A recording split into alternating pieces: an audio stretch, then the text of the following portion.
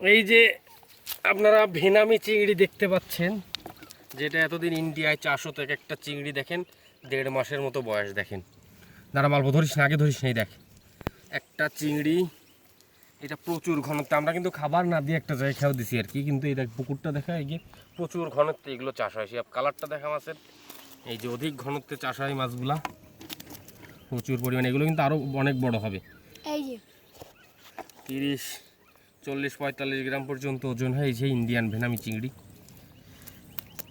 এই যে দেখুন পর্যাপ্ত ঘনত্বে চাষ হয়।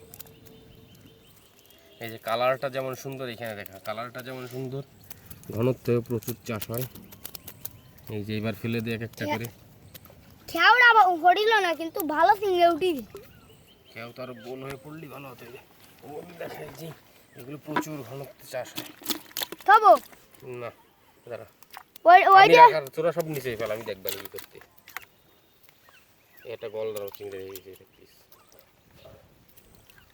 প্রচুর ঘনত্বে চাষ হয়। দেখ এই কোনায় দেখা, মাশাআল্লাহ। এই দেখুন, এটা আমাদের ভেনামি চিংড়ি। ভেনামি চিংড়ি আর মালপোর চেহারা একই রকম, ফুটফুটে সুন্দর।